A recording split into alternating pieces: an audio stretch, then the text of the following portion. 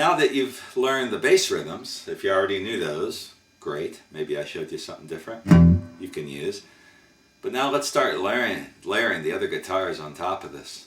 And a lot of Jimmy Reed's recordings featured 2-3 guitar players playing on top of each other. 3, I'm pretty sure. It's a lot like Chuck Berry. If you listen to Chuck Berry's recordings, part of his sound is the fact that he's got 3 guitar players. Chuck, Jimmy Rogers plays on a lot of his stuff, even Bo Diddley and some others, playing 3 different parts on guitar, which really makes for a full sound. That Jimmy Reed was the same. So our first layer is the bass rhythm. Let's play an A.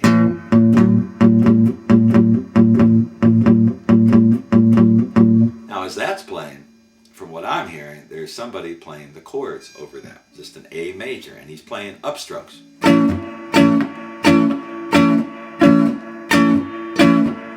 So over the top of...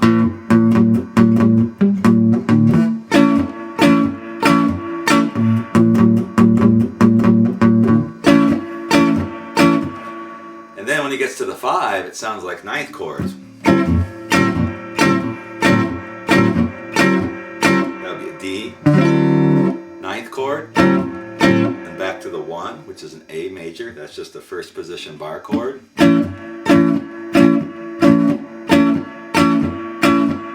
Then the 5 is an E 9th.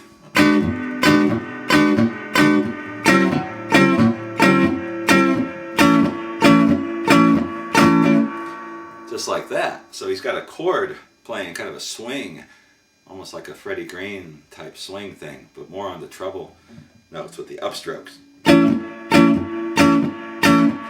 Now is he playing something on the down? I don't think so. I think it's all upstrokes. Maybe I'm wrong. If I'm wrong, someone correct me and show me how he does it, because I'm listening to these things over and over again, and I think it's an upstroke. See, a lot of guys use kind of that circular motion. To get the timing going. Now for the 4, you could also use a 7th. That's just a D7th with the C7th shape. There's C7th.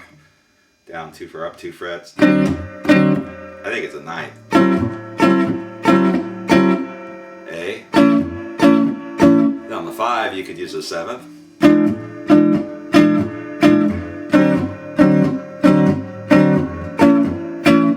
But the 9th is what I think I hear on a lot of the Jimmy Reed tunes. So as the bass is going,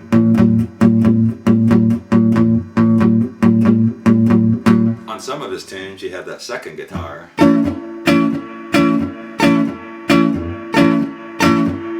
Playing those chords. Now if we're playing in the key of E,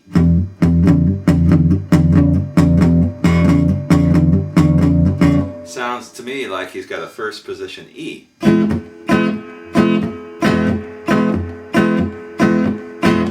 I'm dampening that with my fingers, my left hand up here and also my right hand down here. And on those tunes in E, I think when he goes to the 4, he's going to a major chord.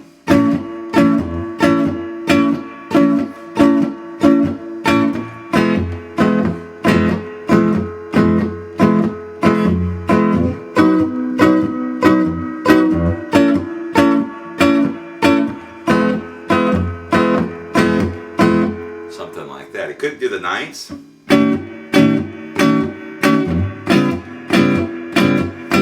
That's just a B 9th and an A 9th. Check out your chord shapes for those two. Back to an E major. It's a pretty simple idea, and the hard thing is finding a guitar player who's content to just play. Personally, I love playing those parts. It's hard for me to find someone who just wants to play that rhythm, so I can play. Fun stuff, and when you put it all together, it sounds fantastic. Now, as far as I know, those are the chords that you hear in Jimmy Reed tunes. Now, there's one other type of chord that I've heard a couple times listening to his recordings, hundreds of them or dozens of them. Every now and then, he'll use an A7th shape chord, which is that chord. And so I just got an A, I've got my first finger, fretting the second fret at the second fret, the fourth, third, and second strings,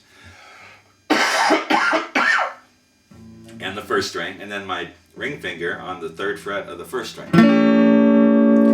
That's an A7. You can move that all over the place. If I move it up 2 frets, that becomes a B7th, C7th, D7th, E7th.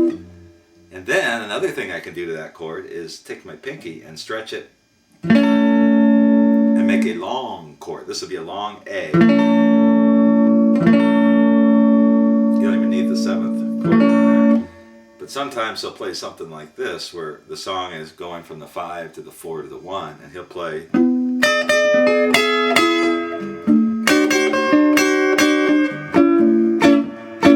I can't remember the name of the tune precisely. I just listened to it recently, and it's got that. And this would be an E7th, and I'm taking my pinky down to the 12th fret. You could also walk it,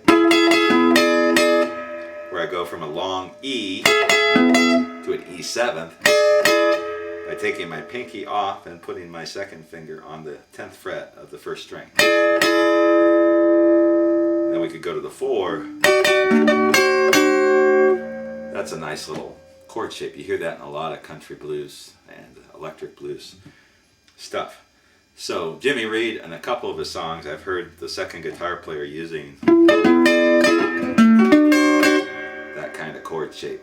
But most often it's a major chord, and they're playing them with that swing upstroke over the top of that. So that is the second layer. And when we come back, we will work on the leads and the turnaround and the fills and the third layer of guitar that you hear on a lot of Jimmy Reed recordings.